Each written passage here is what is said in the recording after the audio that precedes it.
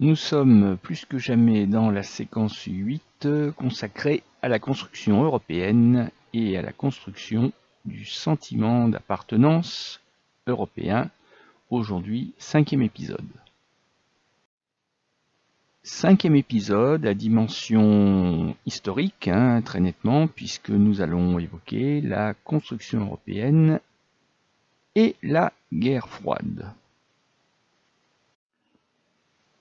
Autrement dit, nous allons aborder la construction européenne, particulièrement ses débuts, dans le contexte de la guerre froide, puisque même si on a souvent tendance à l'ignorer ou à le sous-estimer, eh bien la construction européenne a constitué un enjeu régional majeur de la guerre froide, surtout bien entendu pour les Européens eux-mêmes, et on va tâcher de voir en quoi la construction européenne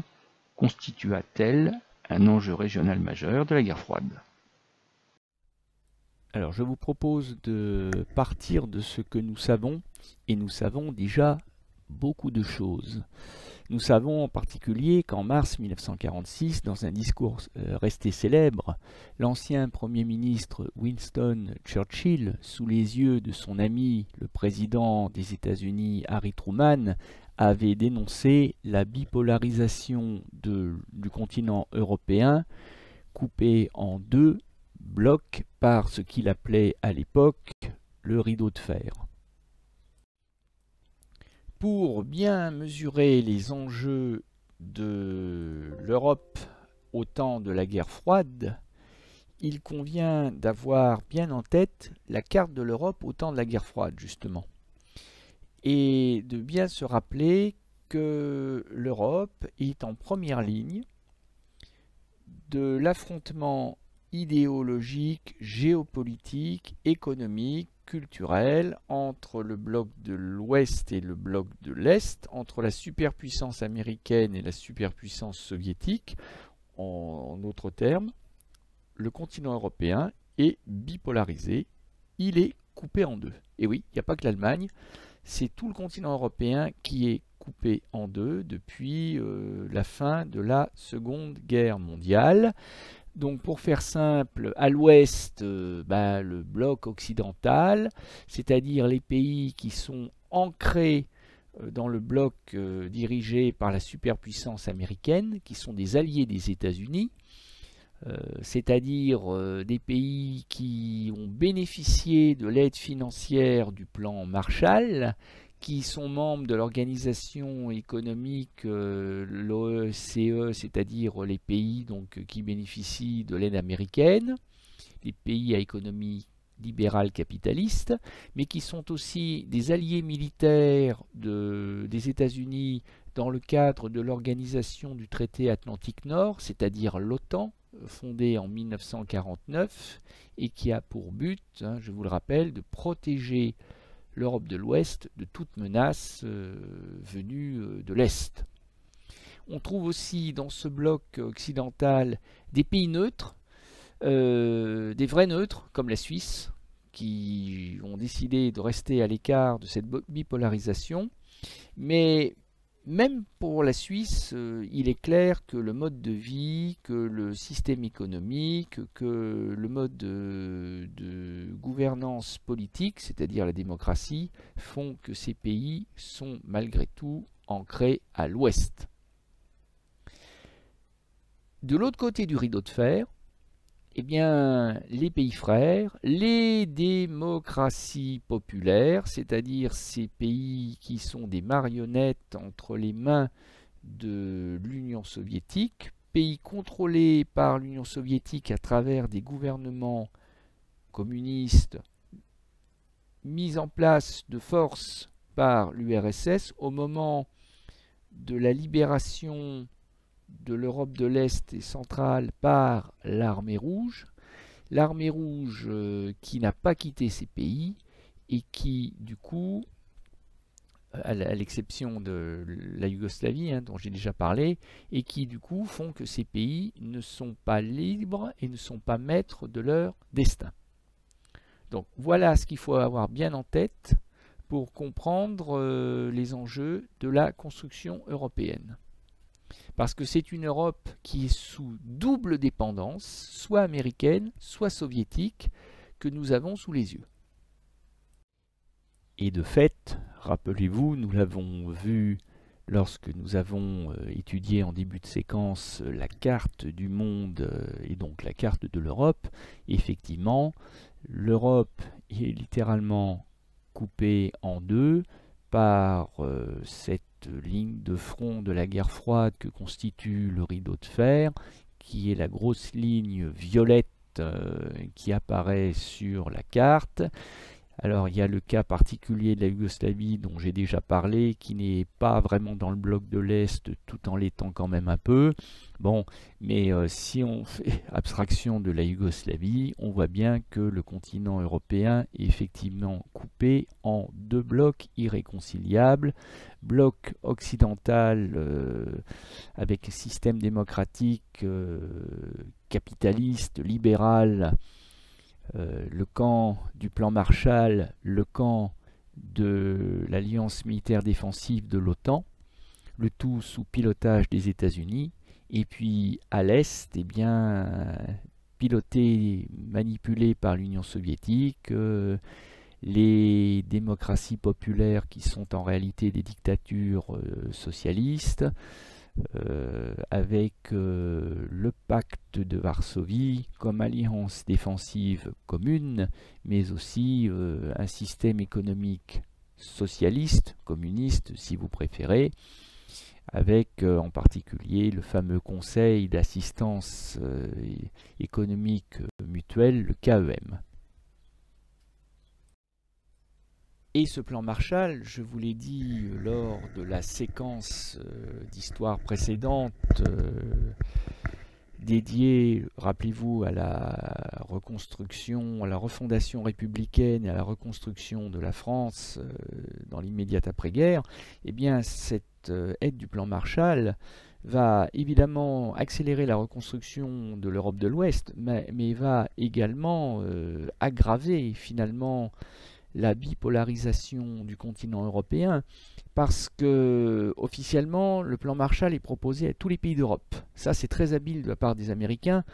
parce qu'ils ne veulent pas donner l'impression de privilégier une région du continent plus que l'autre, mais ils savent très bien que les soviétiques interdiront aux pays d'Europe de l'Est de se laisser appâter par les dollars, les 13 milliards de dollars de l'époque, hein, donc encore une fois 175 milliards d'aujourd'hui. Et c'est ce qui va se passer. Certains pays de l'Est seraient très tentés, mais ils vont tous décliner l'offre parce qu'on n'accepte pas l'argent de l'ennemi.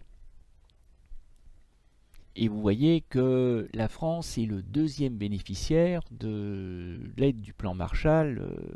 juste derrière le Royaume-Uni. Les deux principaux alliés sont évidemment un peu choyés par rapport aux autres, mais on n'oublie pas d'aider les anciens ennemis, allemands et italiens, parce que justement les anciens ennemis d'hier peuvent devenir les alliés et les partenaires d'aujourd'hui, dans le cadre de la guerre froide naissante. Et non seulement l'Europe est déchirée, mais en plus, comme elle est en première ligne de la guerre froide, disais-je, c'est une Europe qui se sent menacée. L'Europe de l'Est se sent menacée par l'Ouest et réciproquement. Et nous avons ici un magnifique exemple de propagande anticommuniste du temps de la guerre froide, avec une affiche assez célèbre que je vous invite à découvrir avec moi, réalisée, financée plutôt par une organisation clairement anticommuniste, hein, qui s'appelle un mouvement qui s'appelle Paix et Liberté. Financé par les services secrets, par la CIA des États-Unis, qui ne s'en cache pas. Et cette organisation Paix et Liberté a littéralement inondé la France d'affiches au début des années 1950, et celle-ci c'est probablement l'une des plus réussies, parce que si on regarde bien, on aperçoit l'allégorie de l'Europe, c'est la petite fille en blanc, hein, c'est un peu fantomatique, qui est campée sur ses deux jambes. Elle a un pied en France et puis un autre quelque part en Italie ou en Suisse. Donc nous sommes en Europe occidentale, hein, on reconnaît bien les frontières littorales de l'Europe de l'Ouest. Et on voit que cette petite fille a un gigantesque parapluie ouvert au-dessus d'elle, aux couleurs des pays de l'Europe de l'Ouest. On reconnaît le Royaume-Uni, la France, la Suède, le Danemark, bon, voilà, la Grèce. Et donc ces pays d'Europe de l'Ouest doivent se protéger d'une tempête. Et cette tempête, cet orage plutôt, cet orage menaçant, qui vient de l'Est. Et bien, si vous regardez attentivement, vous verrez que les grêlons et les éclairs que contient cet orage ont une drôle d'allure, puisque ce sont des faucilles et des marteaux rouges et qui évoquent le communisme. Autrement dit, l'Europe de l'Ouest se considère comme la victime potentielle d'une menace d'invasion communiste. Et cette affiche a aussi pour but de rappeler que heureusement que les États-Unis et l'OTAN sont là pour défendre l'Europe de l'Ouest. Du reste, l'année précédente, le même mouvement anticommuniste Paix et Liberté avait fait paraître une autre affiche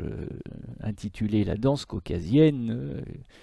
qui avait fait date, qui avait beaucoup fait parler d'elle, puisque l'on voyait un cosaque qui n'est autre que Staline lancer des couteaux sur un certain nombre de pays, assassiner la liberté, la démocratie dans ces pays, c'est-à-dire que c'était une référence au coup d'État, à la mainmise de l'Union soviétique sur les pays en particulier d'Europe de l'Est, d'Europe centrale, les pays baltes, la Pologne. Vous voyez l'Allemagne coupée en deux avec la partie droite, c'est-à-dire l'Est de l'Allemagne occupé, colonisé par le communisme. C'est là le sens de cette affiche, et on voit que la France est la prochaine cible de cette danse des couteaux bolcheviques. Et pour accompagner cette tentative de mainmise sur la France, Joseph Staline est accompagné à la balaïka, c'est-à-dire une guitare russe, par un quatuor de musiciens qui ne sont autres que des dirigeants du Parti communiste, notamment Maurice Thorez, André Marty, et puis également Jacques Duclos et Marcel Cachin, qui sont des complices et qui, en tant que dirigeants du Parti communiste, vont de l'intérieur tenter de faciliter le travail de l'envahisseur soviétique. Donc on voit le ton extrêmement ironique, dramatique, farouchement anticommuniste de cette danse caucasienne, qui correspond bien à cette peur qu'ont les Européens de l'Ouest, en particulier les Français, d'être envahis par l'armée rouge du jour au lendemain. C'est pour contrer la menace communiste que les États-Unis du président Harry Truman signent l'acte de naissance du traité de l'Atlantique Nord, le fameux OTAN, NATO en anglais, qui tire son nom du fait que les États signataires sont situés de part et d'autre de l'Atlantique Nord, Canada, États-Unis d'un côté, et la plupart des pays de l'Europe de l'Ouest de l'autre, et on voit bien que la vigilance est le prix de la liberté. Autrement dit, si les Européens veulent rester libres, eh bien ils doivent se défendre avec le concours des armées américaines, destinées à former un bouclier de protection contre la menace communiste. Même logique dans le camp d'en face, ou plus exactement dans le bloc d'en face, c'est-à-dire à l'est du rideau de fer, avec une alliance militaire défensive construite autour de l'URSS à partir de 1955, mais en réalité elle était en place déjà auparavant. Et même si cette alliance défensive militaire des pays d'Europe de l'Est s'appelle le pacte de Varsovie, puisque signé dans la capitale polonaise, personne n'est dupe, c'est bien l'URSS qui est à la manœuvre, et ceci renforce donc la certitude des Occidentaux quant au fait que le communisme est réellement une menace pour l'Europe occidentale, avec ce pacte de Varsovie qui officiellement se veut défensif, mais pour les Occidentaux de l'Ouest, il est évident que le pacte de Varsovie est en réalité une menace très offensive et qui explique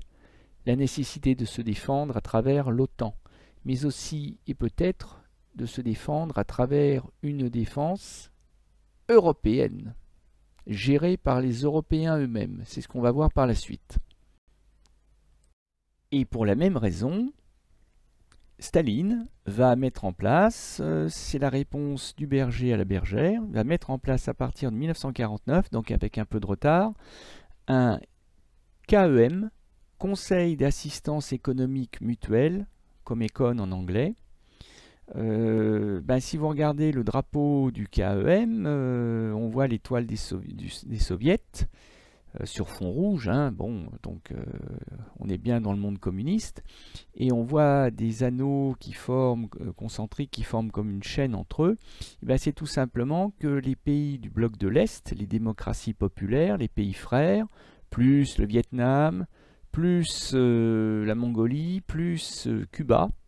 mais pas la Chine par contre, qui fait bande à part, pas la Yougoslavie qui est chassée du bloc de l'Est, eh bien tous ces pays d'économie socialiste, communiste si vous préférez, vont fédérer leurs ressources par un système assez compliqué, d'ailleurs peu efficace, de troc, le tout étant bien entendu contrôlé, géré par Moscou, par l'Union soviétique. Le but, c'est que les pays frères s'entraident et n'aient pas besoin d'avoir recours au dollar de l'ennemi. Du coup, il semble que les Européens n'aient pas vraiment le choix dans le contexte de la guerre froide et de cette Europe déchirée, bipolarisée, coupée en deux par la guerre froide. Soit ils sont condamnés à subir l'influence amicale des États-Unis, qui prend en main la reconstruction économique, qui prend en main l'avenir politique et militaire de cette région d'Europe, soit ils sont condamnés à subir la pression beaucoup plus autoritaire de l'Union soviétique, mais l'Europe est un continent sous double tutelle, sous double influence. C'est un continent qui a perdu son indépendance. Et justement, des Européens vont tenter de mettre sur pied une Europe qui sera indépendante, une Europe qui émergera de cette guerre froide bipolaire. Et comme le montre cette affiche de 1960, il va s'agir pour ces Européens qui ne se résignent pas à subir la guerre froide, il s'agira de mettre sur pied des États-Unis d'Europe, afin que ces États-Unis d'Europe soient aussi bien indépendants des États-Unis que de l'Union soviétique. Et c'est là qu'intervient en 1950, le 9 mai 1950, la date deviendra symbolique puisqu'elle deviendra fête de l'Europe. C'est là qu'intervient, disais-je, un Français, Robert Schuman, qui sera considéré comme l'un des pères fondateurs de l'Europe. Cet homme politique, qui est ministre des Affaires étrangères au moment où il prend la parole, le 9 mai 1950, va proposer aux Européens de l'Ouest, de bonne volonté, il va leur proposer ce que nous appellerons aujourd'hui la construction européenne. Il part d'un constat simple. L'Europe n'a pas été faite, entendez par là la construction d'une Europe solidaire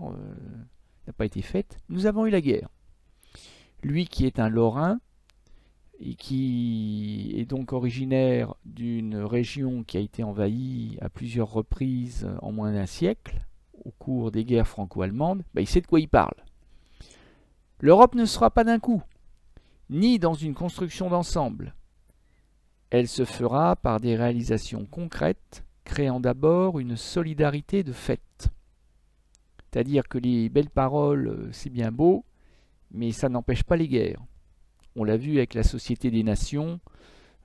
qui était pourtant installée à Genève, en plein cœur de l'Europe, et ça n'a pas empêché la Deuxième Guerre mondiale, et Deuxième Guerre mondiale qui fut d'abord une guerre européenne.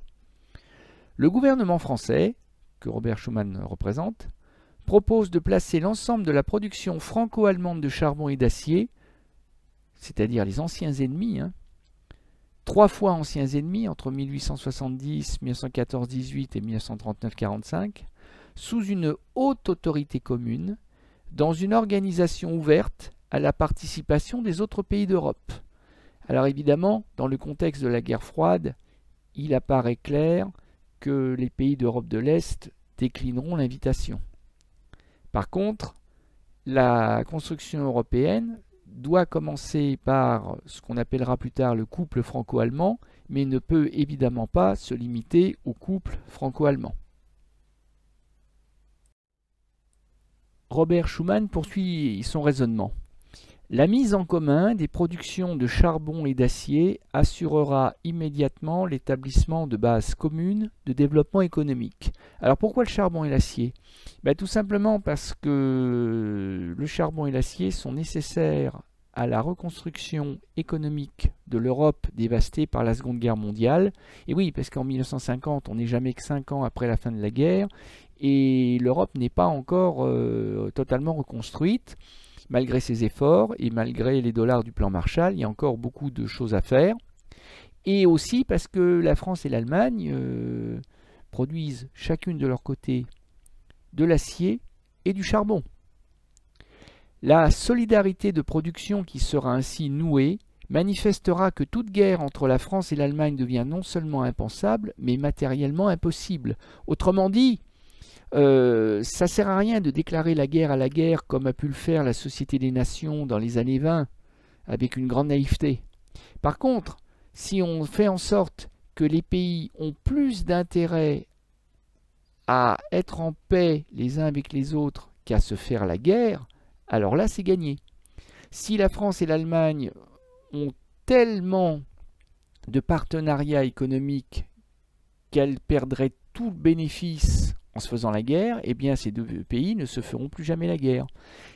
C'est le raisonnement de Schuman et c'est ce qui est à l'origine de la communauté européenne du charbon et de l'acier qui va naître dès 1952 et qui sera une Europe des 6 pays, puisque à la France et à l'Allemagne de l'Ouest, la RFA, va s'ajouter donc la Belgique, le Luxembourg, les Pays-Bas et aussi l'Italie, d'anciens pays qui furent ennemis pendant la Seconde Guerre mondiale et qui sont tous à l'Ouest. à l'ouest du rideau de fer. Et comme cette communauté européenne du charbon et de l'acier, cette CECA, ne va pas tarder à produire des effets bénéfiques, eh bien pourquoi ne pas transformer l'essai, comme on dirait au rugby, en allant encore plus loin, en tissant de nouveaux liens fraternels entre les 6 pays fondateurs, en créant un véritable espace de libre échange, de libre circulation des personnes et des marchandises, avec une abolition des taxes douanières, la fin du protectionnisme commercial économique, et ce qu'on appellera le marché commun. Et ce marché commun va être fondé à l'intérieur de la communauté économique européenne, la CEE, qui va entrer en application dès 1957 à travers le traité de Rome. Et vous voyez cette affiche qui célèbre le traité de Rome et de cette Europe des 6 qui est à la base de notre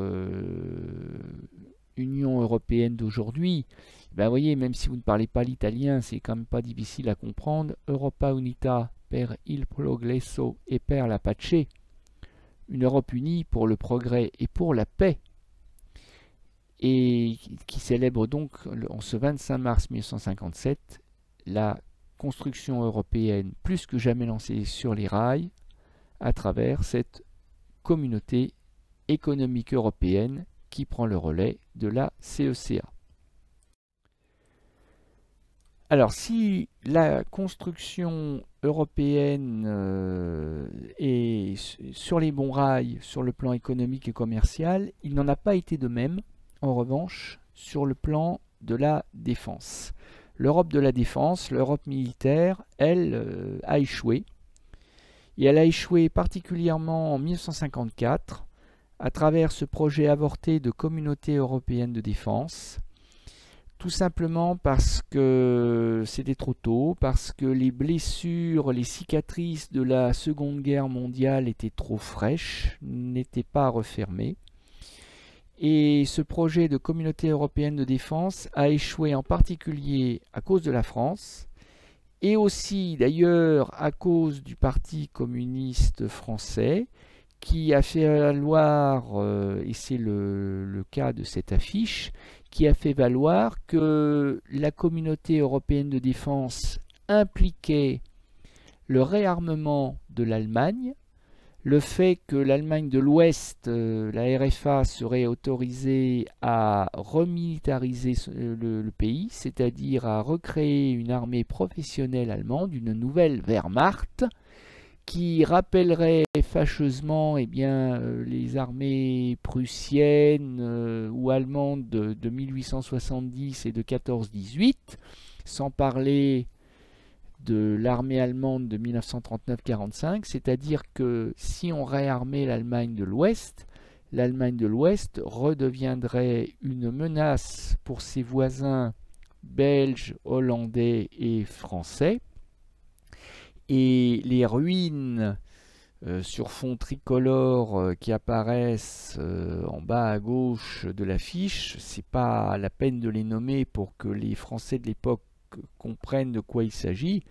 Tout le monde a en tête Oradour-sur-Glane, le massacre d'Oradour-sur-Glane du 10 juin 1944. Et donc là, les communistes qui essaient de mettre en échec cette Europe de la défense, parce que cette Europe de la défense sera naturellement dirigée contre le bloc de l'Est et contre les pays communistes, eh bien le Parti communiste joue sur la corde sensible de l'occupation, de la dramatique occupation de la France par l'Allemagne nazie pendant la Seconde Guerre mondiale, et rappelle les souffrances endurées par les Français occupés par les Allemands, et donc on joue sur la fibre de la haine de l'Allemagne pour empêcher cette communauté européenne de défense. Et du coup, dans le contexte de la guerre froide, eh bien, les Européens incapables de mettre en place par eux-mêmes une Europe de la défense, certes en partenariat avec les États-Unis, mais d'abord par eux-mêmes, organisés par eux-mêmes, et bien ces mêmes Européens de l'Ouest se retrouvent face à un dilemme, enfin face à un choix qui n'en est pas vraiment un, soit être sous la coupe de l'URSS, prisonnier de l'URSS, c'est-à-dire envahi par l'URSS, hein, c'est sur cette caricature allemande, c'est l'image de droite, soit eh bien, être chapeauté par les États-Unis d'Amérique de l'oncle Sam, c'est-à-dire confier les clés de la défense européenne aux États-Unis, dans le cadre de l'OTAN, hein, qui est né dès 1945, et 1949, pardon, et dans ces conditions, évidemment, l'Europe n'est plus indépendante, et une Europe qui n'est pas indépendante militairement n'est pas indépendante tout court. Puis la réconciliation du continent européen avec lui-même s'est poursuivie avec l'élargissement, cette fois-ci de l'Union européenne. Oui, parce que l'Europe des 12 de 1992 de l'Union européenne née du traité de Maastricht, eh bien cette Europe des 12 est devenue l'Europe des 25, puis des 27 et même des 28, avant que le Brexit ne fasse retomber le nombre à 27 depuis 2020. Et les nouveaux entrants sont tous des pays de l'ancien bloc de l'Est, des pays de l'ancien bloc communiste, dont vous avez la liste, hein, ce sont les pays en bleu clair. Donc ça veut dire qu'un pays comme la Pologne, par exemple, a à la fois, dans les années 2000, intégré l'Union européenne et l'OTAN. Même chose pour les pays baltes, par exemple. Donc ce sont ces pays qu'on appelle les PECO, pays de l'Europe centrale et orientale, c'est-à-dire ces pays de l'ancien bloc de l'Est, qui sont des pays plus pauvres, moins bien développés sur le plan économique, hein, puisqu'ils ont payé la faillite du système communiste, qui a emporté l'URSS dans les années 90. Et ces PECO, ces pays d'Europe centrale et orientale, ont fini par intégrer, alors ça a pris du temps, hein, parce que entre l'effondrement du bloc communiste et l'intégration de ces pays en 2004, il s'est écoulé quand même pas loin de 15 ans, mais c'était le prix à payer, c'était le temps à attendre pour que ces pays soient compatibles avec les pays membres de l'Union européenne, qui était quand même un club de riches et un club de démocratie. Donc on ne peut pas demander à des pays pauvres et qui n'ont pas connu la démocratie pendant presque un demi-siècle de pouvoir intégrer comme ça, sur un claquement de doigts, un pays de riches un ensemble constitué de riches démocraties. Que s'est-il passé après l'effondrement du mur de Berlin, l'éclatement de l'Union soviétique et la disparition du bloc communiste, c'est-à-dire le pacte de Varsovie, le KEM, les démocraties populaires? Eh bien, vous avez la réponse sur cette carte. L'Union européenne, puisque c'est ainsi qu'il faut depuis 1992 appeler la nouvelle forme de construction européenne, l'Union européenne s'est élargie, puisqu'elle est passée des 12 États fondateurs de l'Union européenne de 1992, qui étaient tous des États de l'Europe de l'Ouest. Eh bien, l'Union européenne est passée à 27 et même 28, avant de retomber récemment à 27 avec le départ en 2020 du Royaume-Uni, suite à ce fameux Brexit. Et ce que l'on peut constater, c'est que les pays qui sont entrés dans l'Union européenne, parce que quand on parle d'élargissement européen, en fait, on veut dire l'intégration de nouveaux États membres. Eh bien, cet élargissement, ce sont les pays en bleu clair, et on voit qu'ils sont tous situés en Europe centrale ou orientale, et qu'ils faisaient partie soit des démocraties populaires, comme la Pologne ou la Roumanie par exemple, soit carrément de l'Union soviétique avant son éclatement, comme les trois pays baltes, Estonie, Lettonie, Lituanie. Mais l'intégration des anciennes démocraties populaires du bloc de l'Est de la guerre froide, ce qu'on appelle aussi les PECO, eh bien, c'est accompagné parallèlement d'un élargissement de l'OTAN en Europe. L'OTAN, l'Organisation du traité Atlantique Nord, née en 1949, qui avait été fondée pour défendre l'Europe de l'Ouest face à l'Europe de l'Est en cas d'invasion par le bloc communiste dans le contexte de la guerre froide, cette OTAN aurait dû logiquement disparaître avec l'écroulement du bloc communiste, la fin de la guerre froide, la fin de la menace que faisait peser l'Union soviétique sur l'Europe de l'Ouest.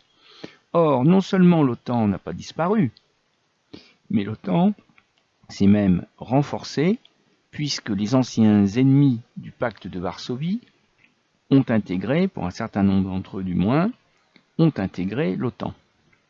Et donc, l'Europe bipolaire de la guerre froide était devenue une Europe monopolaire, si l'on peut dire. Et comme la Russie semblait ne plus constituer une réelle menace pour l'Europe de l'Ouest, eh bien, on pouvait penser que finalement, cet élargissement de l'OTAN, ce maintien de l'OTAN en Europe était un luxe que s'offraient les États-Unis, quelque chose de relativement inutile. Au point d'ailleurs que le président Trump s'était même demandé s'il ne convenait pas de mettre fin à l'OTAN. Mais bon, voilà, un luxe en quelque chose, d'une certaine manière, inutile,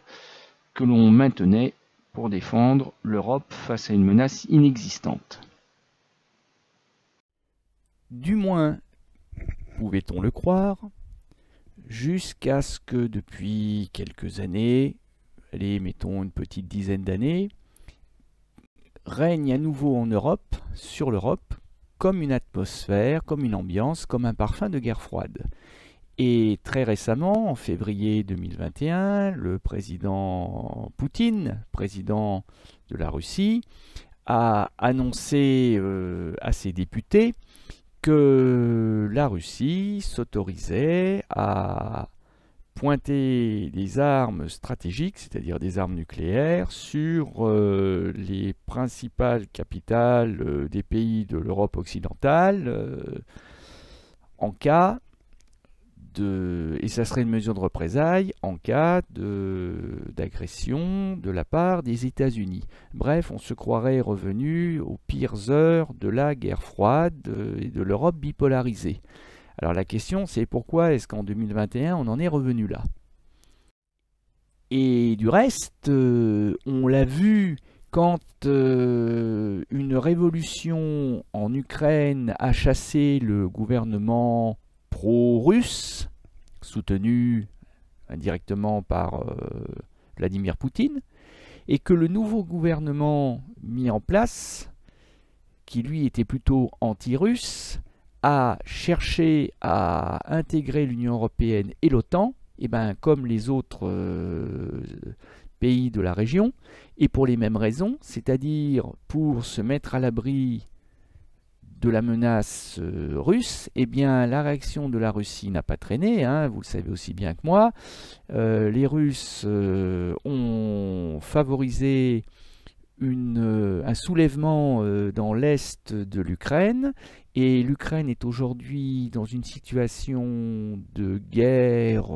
qui ne dit pas vraiment son nom,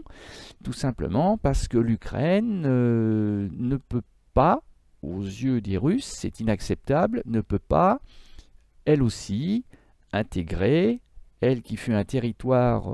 soviétique, l'Ukraine ne peut pas intégrer l'Union européenne et l'OTAN. Et cette caricature de Chapat a le mérite, je trouve, de bien expliquer la situation et le risque de confrontation en Europe. Et la défense de l'Europe par les Européens, me direz-vous, me demanderez-vous. Eh bien, peut-être vous rappelez-vous qu'en 1954, essentiellement d'ailleurs à cause de la France, un projet de communauté européenne de défense, CED, avait échoué, laissant toute la place à l'OTAN. Alors, depuis les choses ont un peu changé. En 1992 a été créé un Eurocorps, mis en place conjointement par la France et l'Allemagne, et les pays en bleu foncé sont des pays qui sont des États cadres de l'Eurocorps, c'est-à-dire les principaux contributeurs en hommes. Et vous voyez que ça va pas loin, ils sont 5, en comptant le Luxembourg, il y a l'Allemagne, la France, donc les deux pays fondateurs, le Luxembourg et la Belgique, mais sans vouloir faire injure aux armées de ces pays, on ne peut pas dire que ça fasse une grande différence, et il y a aussi l'Espagne. Mais d'autres puissances majeures de l'Union européenne à l'époque, comme le Royaume-Uni, avant le Brexit, n'en faisaient déjà pas partie. Alors il y a quelques États qui se sont rajoutés en étant des partenaires, mais plus symboliques qu'autre chose. Ce sont les pays en bleu plus clair, comme l'Italie, comme la Turquie, la Grèce, la Roumanie et la Pologne. Je crois que j'ai fait le tour. Ça fait une toute petite dizaine de pays, et ça ferait au maximum 60 000 hommes, c'est-à-dire à l'échelle d'une guerre continentale, pas grand-chose. Bon. Donc l'Europe de la défense, elle existe peut-être sur le papier, mais sur le papier seulement. Alors, pour en finir, pour être complet avec le sujet, il faut dire que après l'échec de la communauté européenne de défense, d'autres projets ont été proposés pour créer une défense européenne indépendante des États-Unis, et que le projet le plus abouti, bien qu'il ne constitue qu'un embryon de défense européenne, eh bien c'est l'Eurocorps, qui a été fondé par un certain nombre de pays, à commencer par la France et l'Allemagne, qui ont décidé de mutualiser des moyens militaires. Donc ça implique une stratégie commune, ça implique des entraînements, des formations, le développement d'un matériel militaire commun aux armées qui sont membres de l'Eurocorps, le corps de défense européen, mais beaucoup de pays membres de l'Union européenne ou d'Europe de l'Ouest ont refusé d'adhérer à l'Eurocorps, à commencer par les Britanniques qui ne voient pas l'intérêt d'une souveraineté européenne puisqu'on peut faire appel au parapluie militaire américain, et que cet Eurocorps de toute façon ne pèserait pas très lourd en cas de conflit européen. Et les choses ne sont pas forcément destinées à s'arranger, parce que la Pologne, qui n'a qu'un orteil finalement dans l'Eurocorps, a annoncé son intention de le retirer en 2017. Donc ça fait déjà un partenaire de moins. Et cet Eurocorps, encore une fois, laisse tout le champ libre à l'OTAN.